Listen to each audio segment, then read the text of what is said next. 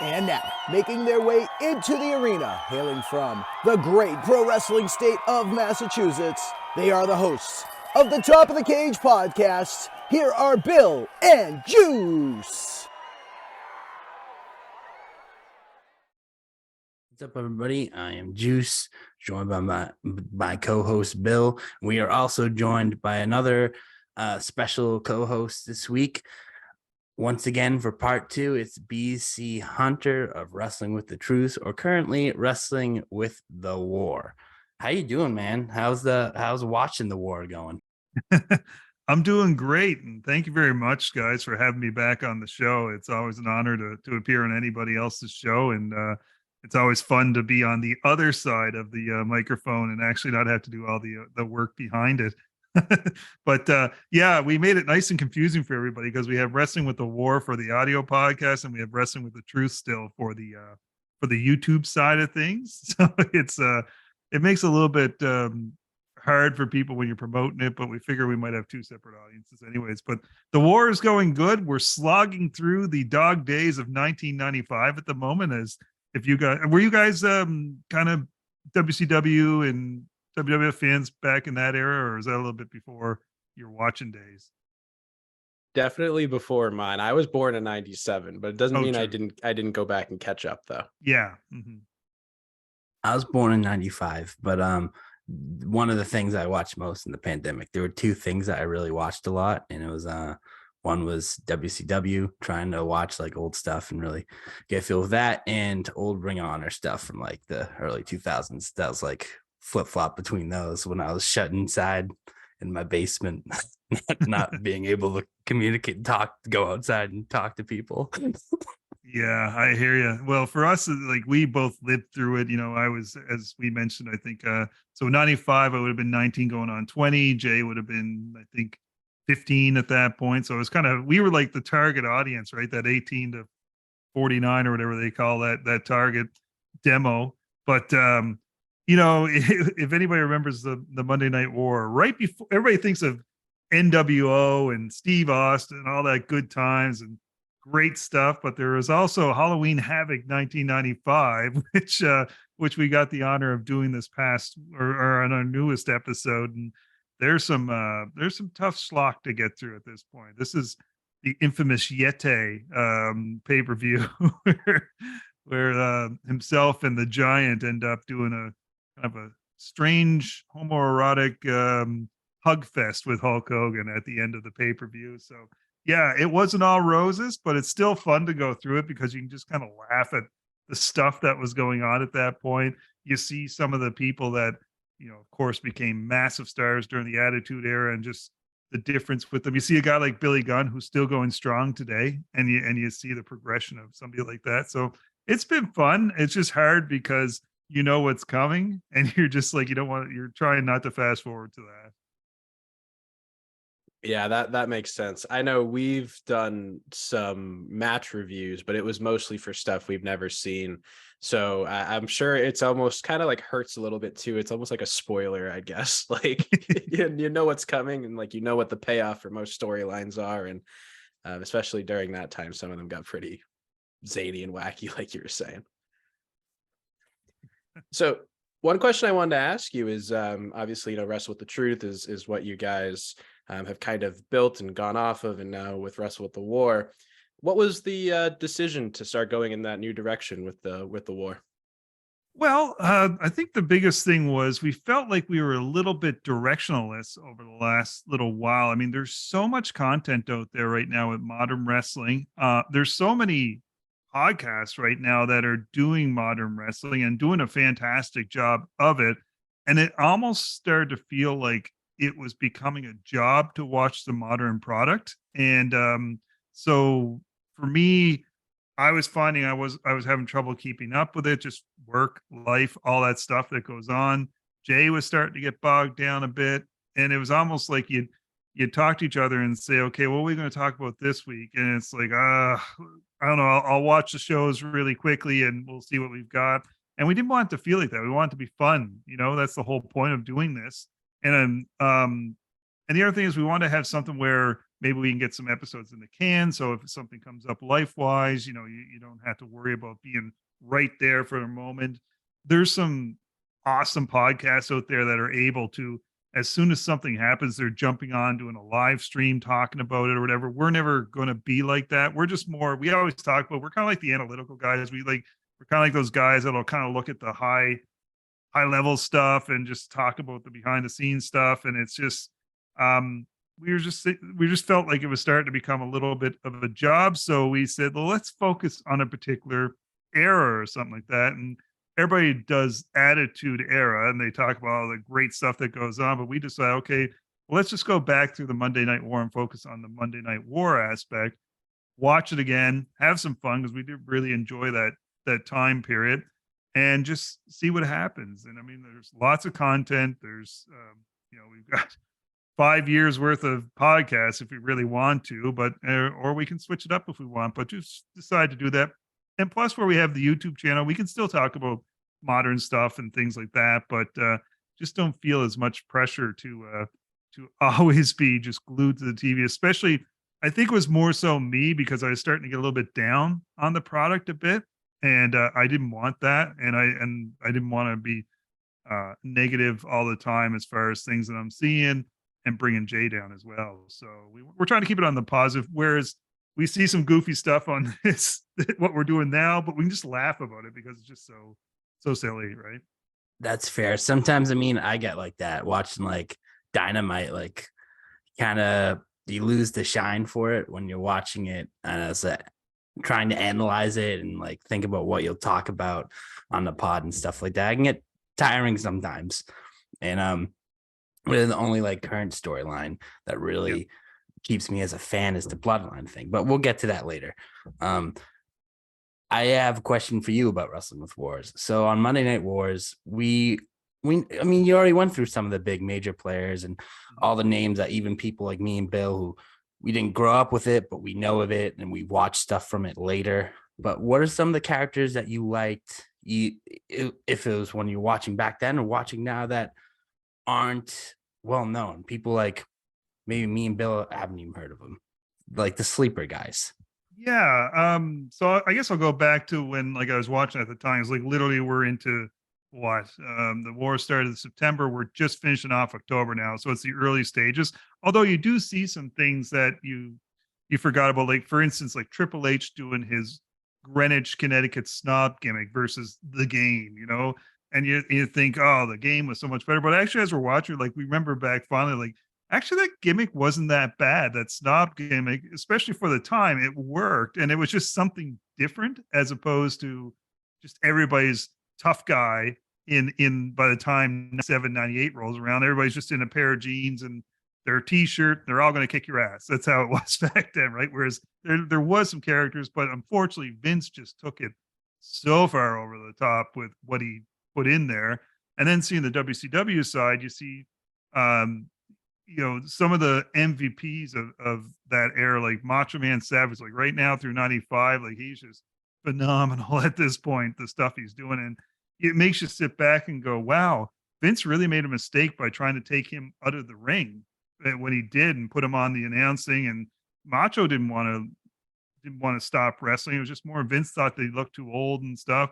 Meanwhile, here he is 2 years later in WCW, and he's just amazing. But back to your question about sleepers, for me, I feel like everybody from that era is known because it felt like everybody was a star back then, which is one of the things that feels like it's missing a bit right now. I mean, people know the wrestlers, but it feels like at least everybody then had a major storyline and something going on, even if they weren't in the main event at that time. I always thought back in that era, I was a big fan of like Hardcore Holly. That was a guy that for me, I thought he was again just a kick-ass guy. And when you see what he came from in that stupid spark plug Holly, the race car driver gimmick that he had during the mid 90s, to what he became in I guess it was the hardcore division at that point. He was a guy I was a big fan of. A guy like Steve Blackman, who, when you realize his real story and just how deadly that guy was, he was like a legit, whatever he was, karate or whatever, and just he could basically tear apart the whole dressing room. Had an appreciation I know they're not under the radar, but all like the APA guys and stuff. I just like the hard nosed stuff with that. Trying to think on the WCW side. Like, well, it's really cool right now because we're seeing this is literally the time where they started to blossom into the cruiserweight division. So if you think of it, they were unknowns at the time, but like Eddie Guerrero, Dean Malenko, Chris Benoit, at that point in 1995, nobody really was familiar with them unless they were like the tape traders or really focused on AAA or Japan, which guys like me at that time, we weren't too aware. Like I knew that was going on, but I wasn't getting the tapes or anything like that. But to see these guys in the ring for the first time and see what they were doing, like their matches could just today go on an episode of Dynamite and it'd be just as fast, just even more physical. One of the things that like myself and Jay, when we were talking, we talked about that you can see where the folks today, especially the AEW side of it, where they got their inspiration from. It was these guys, like just the way they wrestled, but they're doing all the stuff that these guys can do plus some. But what it seems like they forgot about was when you watch these matches, these guys sold stuff and they sold it really well. Like they sold the effects of a move. They stay down for a little bit. If the match was going on, you still had like a Benoit still shaking his arm out or Eddie still like clearing the cobwebs and things like that. Whereas guys today kind of forget about that to keep it going throughout the match. So that stuff is amazing. Seeing Brian Pillman become unhinged Brian Pillman, we talk about that, is pretty cool because at that time he was, Flying Brian, and he's just starting to go into the Horsemen. Um, just seeing like a Johnny B. Bad, who was obviously Mark Miro in WWF, and like if you remember Mark Miro from WWF, he just seemed kind of blah, if you want to put it that way. Sable was the attraction with Mark Miro, but to see how much character he had as Johnny B. Bad, or see Diamond Dallas Page in his early stages when he was what we call a walking gimmick. Like he's just putting everything out there, and he's like, something's got to catch on. But what caught on was the fact that he worked his tail off to become a superstar, and he didn't need all that stuff. Like you can see the work that he's putting in. That's pretty cool. And as we go further in it, but yeah, just stuff like that. But really, being back then, it was getting like for WCW, was your eyes were open to other types of wrestling, like the cruiserweight stuff, the lucha libre stuff, Japanese stuff. Seeing guys that came over from Japan. Whereas the WWF, it just was amazing how everybody became a star. Just everybody, like you knew the whole roster, and half the country knew the whole roster at that point. I don't know if that answers your question that well, but it's interesting to watch it this way. Kind of does. Kind of answers that there really were no sleepers. It was just everyone's big, which is really kind of hard to imagine considering like the climate now, or even like when I was a kid, like watching Ruthless Aggression, like, yeah, that was a popular era of wrestling, but there were still sleepers. There were still guys that weren't getting their flowers or weren't getting pushed in these major, they weren't in like storylines, even though they weren't in the main event. Like, so it's hard to imagine that, to be honest, even though like I said, I've watched Nitro. Yeah, it's difficult because you have to remember when you're watching it that you got to remember, we know what these guys turned into, but at that point, like Steve Austin was the ringmaster, but he was also, it's not fair to him because in WCW, he was really good. Like he was stunning Steve Austin and he was making a name for himself. And then you throw that stupid gimmick on him for his entrance into WWF. But you can't think, oh, well, yeah, Austin was always Austin. No, he became the biggest star in wrestling, but at that point, he wasn't getting anything. But then you see some people that are just, you realize, man, they were over. Like it's just crazy how over. Like say like a Godfather is a good example, right? That dude was over like crazy. He even talks about it. Like he didn't need titles or anything like that because the crowd was just so into him. Just it was all about the chants and the crowds getting in, the audience participation. Then on the WCW side, you just had these guys that just worked so hard to impress the fans to eventually they did, and you ended up with guys that became superstars like Guerrero and Benoit and Malenko and Mysterio and all these guys. Yeah, I was recently listening to an interview with Gangrel, and that's something that he was saying that's missing in today's climate of wrestling is everybody had a storyline. And I mean, Yeah. he was kind of one of those guys too, where he had the gimmick with the Brood, and obviously Edge and Christian were very great, but like he was the entrance. The crowd loved the entrance. The crowd loved the vampire gimmick, even though like at that time it kind of seemed a little cartoonish for the current Yep. landscape of WWE. But either way, he's right. Like it's, and you were right too, saying it like they miss the storytelling aspects, and I feel like this is kind of a good transition to talking about the current day landscape of wrestling, where that art of storytelling seems to be lost. And I know Juice alluded to it, and you alluded to it too when talking a little bit offline, but in terms of AEW and even WWE right now, like little turned off from tuning in weekly. And I don't know if that's no stories or no characters. I mean, MJF's a world champion, and I've been asking for that for years at this point now, but I don't know. It's almost like now it's like, be careful what you ask for. You've got MGF as a world champion, but then who do you have against? A champion's only as good as his opponent. Like, look at Roman right now. You've got two people that the fans are dying to take the titles off him. That is a dream to have. I know people are like, oh no, it's going to take the steam away from Cody if Sammy wins, or it's going to take the steam away from Sammy if Cody wins. But that's a dream to have. You think back to to go back to the Attitude Era, but think about that main event picture just in the WWF alone, when there was 8 legitimate people that would trade the championship back and forth, and not because they're playing hot potato with it. It's just they're so over. Like, you had Mick Foley, Triple H, Steve Austin, The Rock, Kane, Undertaker, Kurt Angle, Brock Lesnar at the end of it. But all these people you could throw the title on, and it's a great story. And then he has a fresh opponent to go at it. And you have that right now, like in the WWE.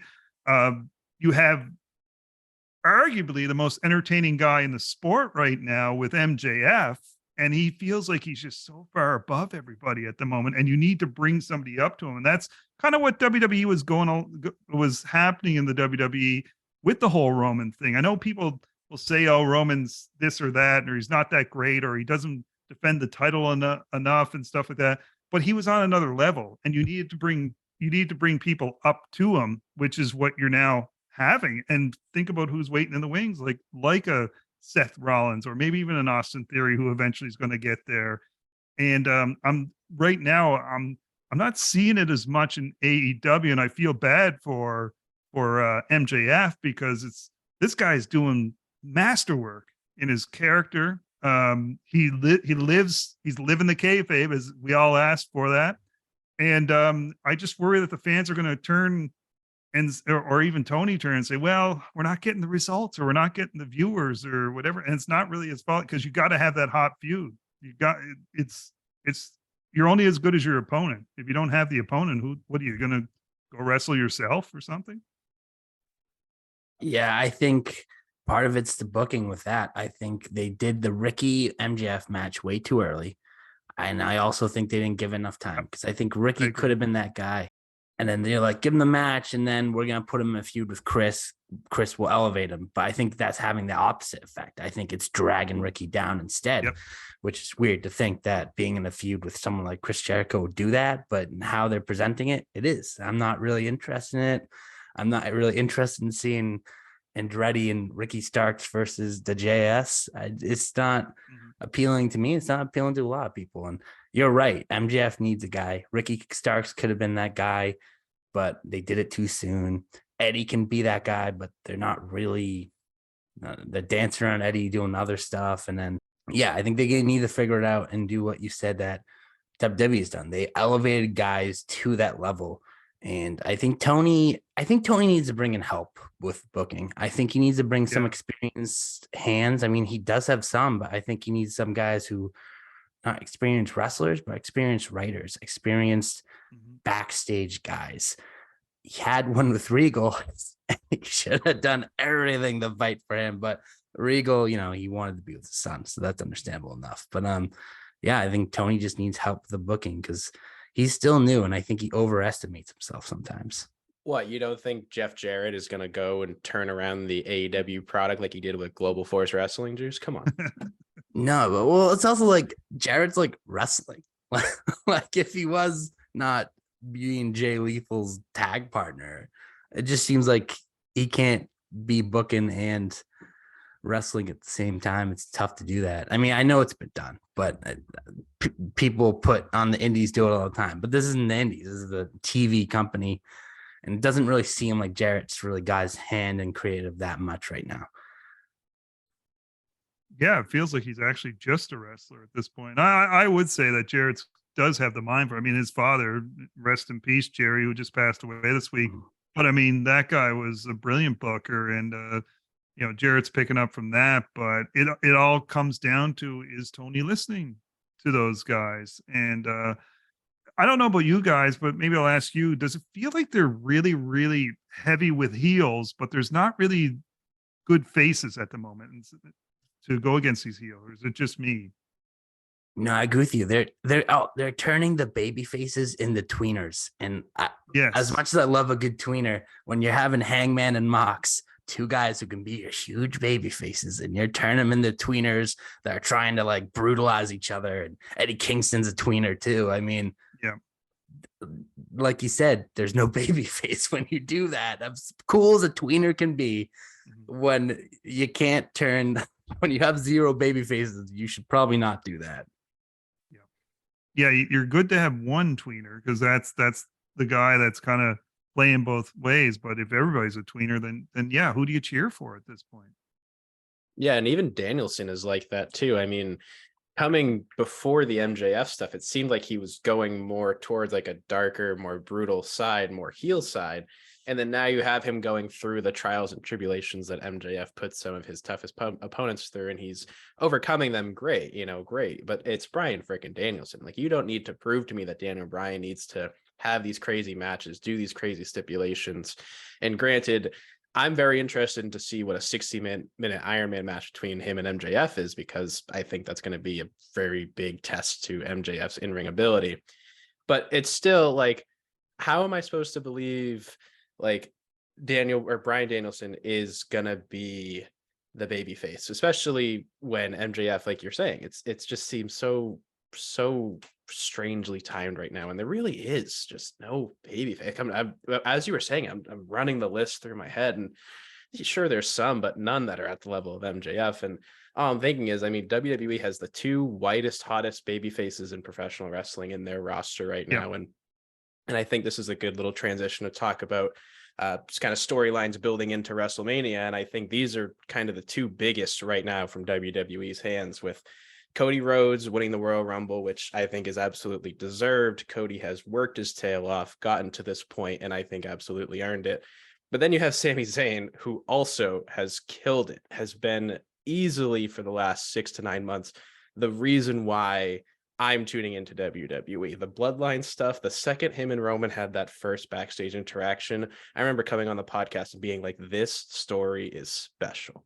This gives me the Rock Mick Foley vibes, like this just gives me vibes of this ultra mega heel who is on a completely different level, has this plucky young, not young, I shouldn't say Sami Zayn's young, but plucky, kind of underappreciated guy who has not really seen too much time in the limelight, come in, form this like incredible bond, this almost like family-like bond, and he legitimately became family at some point.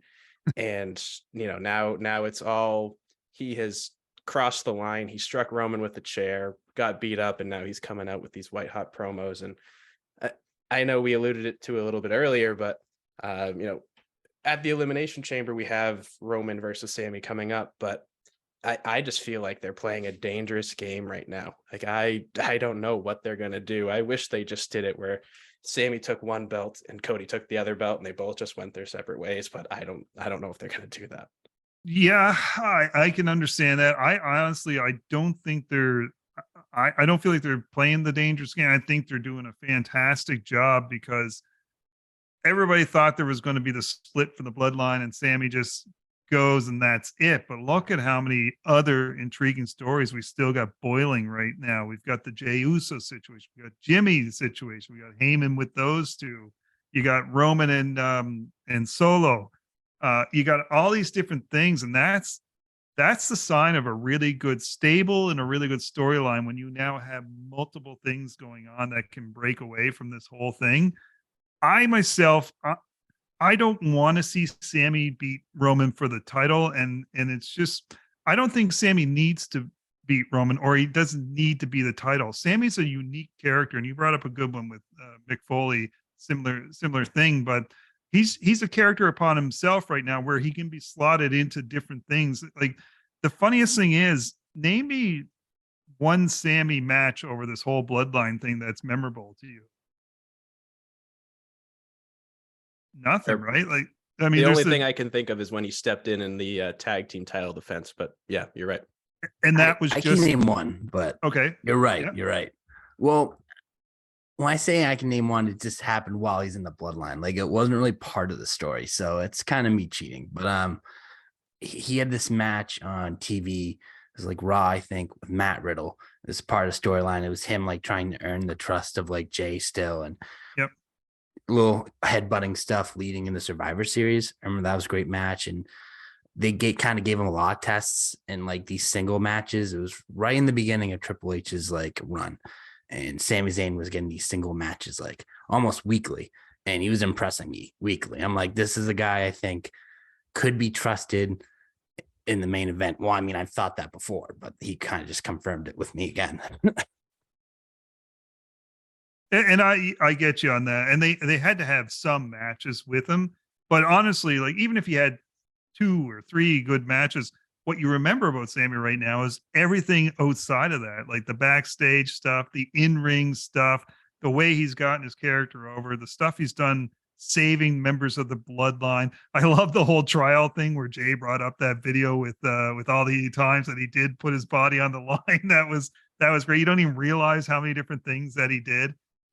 So that's what I mean. Like he's gotten himself over in the best way possible, where he doesn't have to brutalize his body. Where as you look at some other guys that are doing death matches or something, sure they're over with the fans, but their career is going to be about 2 more years and that's it because of what they're doing to themselves. Where Sammy, he literally he's golden right now.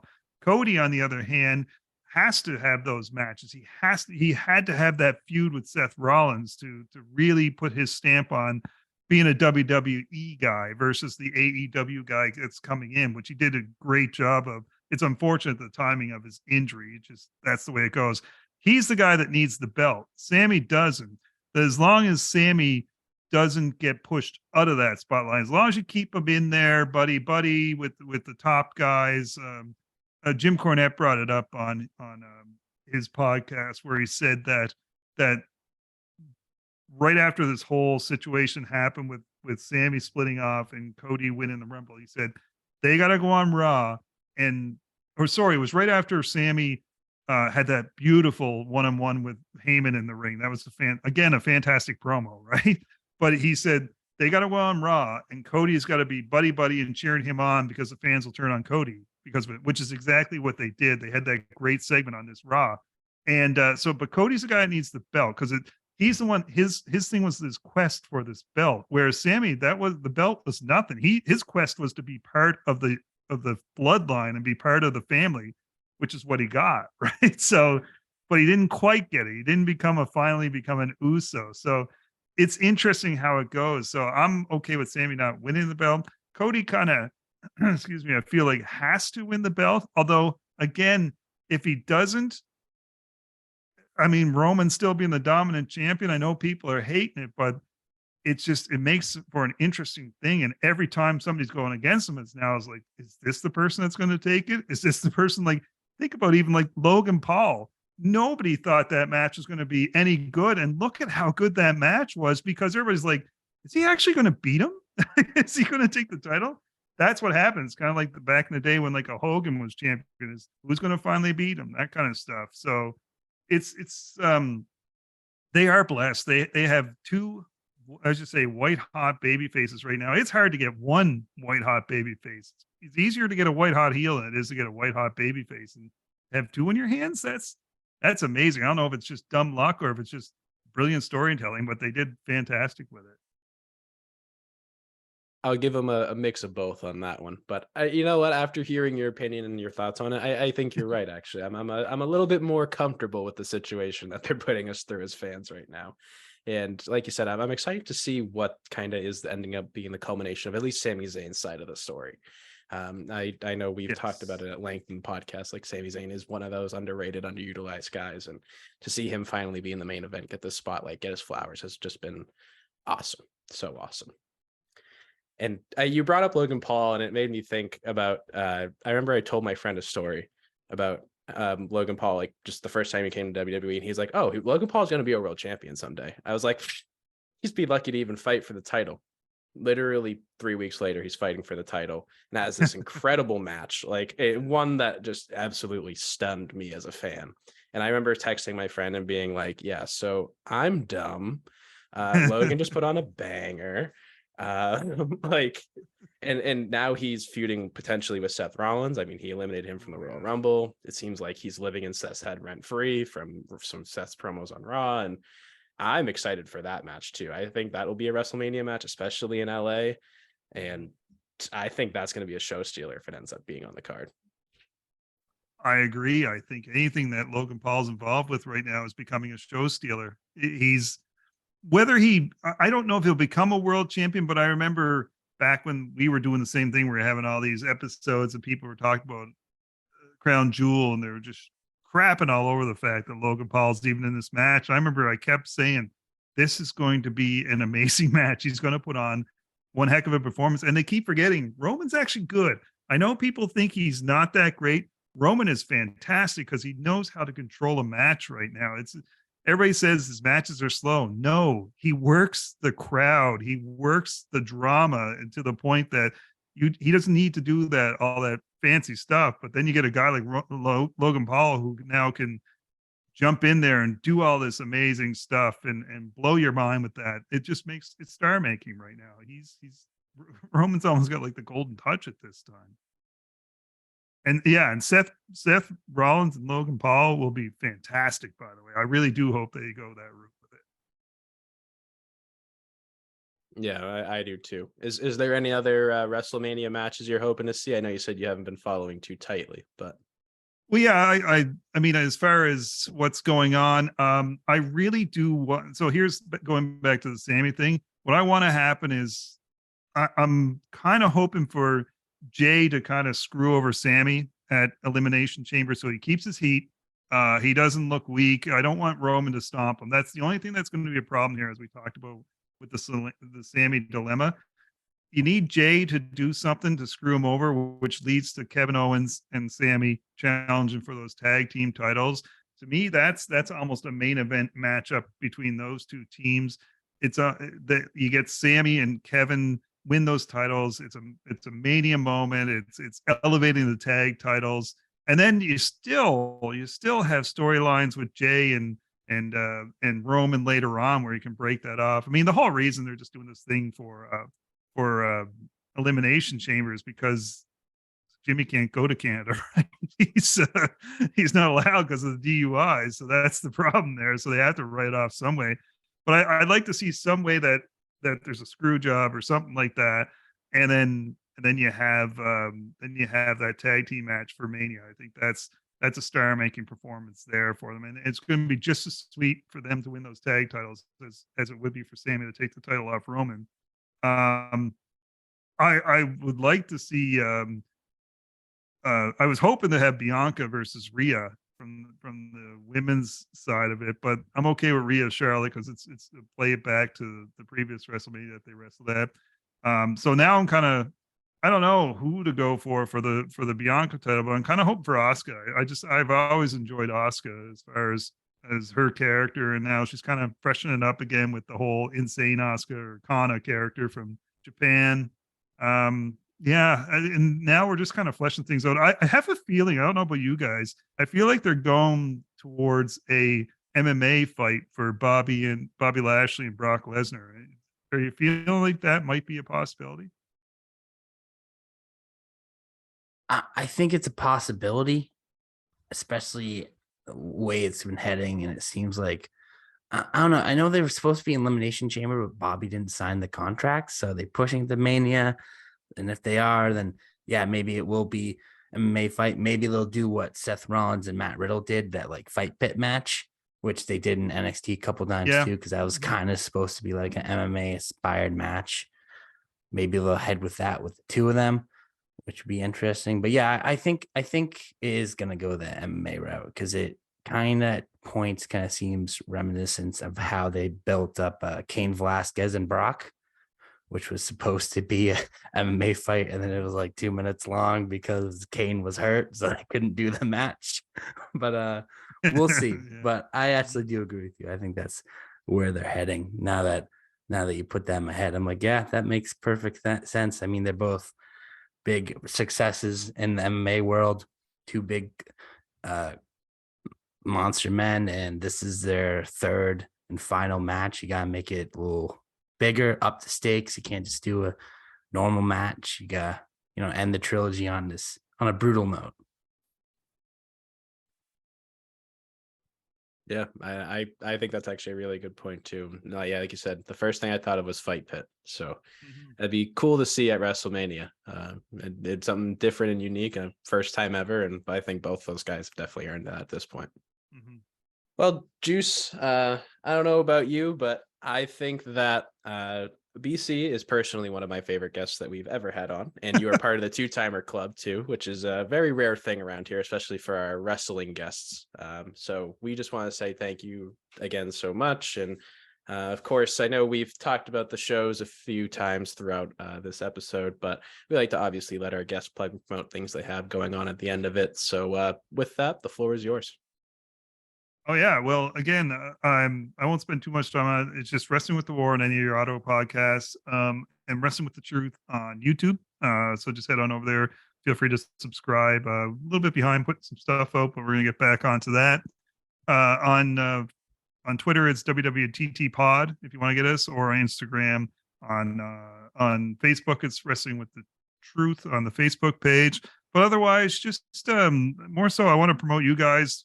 People, please come subscribe to these guys on Twitter. Come subscribe to their podcast. Support them. This is a great show that you guys put on. I really enjoy coming on to this show, and it's always a pleasure when you invite me on. I really do appreciate that. Yeah, I just thank you very much for having me on this.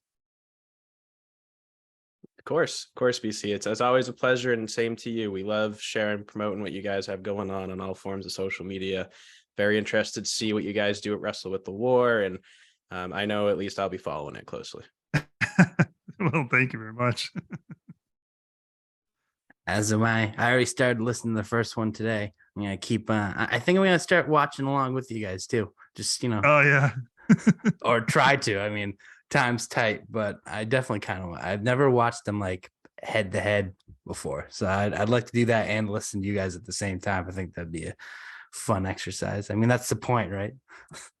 Mm, yeah, maybe we can forewarn you about some of the bad episodes. I don't know. I kind of want to see the bad too, because I mean, when you go back and rewatch it, like it did in 2020, I watched the highlight matches or the highlight episodes. So I kind of want to see the bad. I kind of want to see the wacky because that stuff cracks me up too. Yeah, there is definitely some of that, but yeah, it's all good. It's fun just to laugh at some of that stuff. And boy, Halloween Havoc 95, I'll just suggest that for anybody if they want to see the peak of it's so funny because sorry to keep going on, but they WCW had some great momentum going on at that point, and then this kind of just killed it. It's like, which they seem to be good at. They seem to have momentum go with the TV show, and then they just sub their foot with these pay-per-views. So I'm sure that trend will continue for a while. It's almost like you might know, almost like you lived it. Almost. Well, BC, thank you again so much for joining us. It was an absolute pleasure.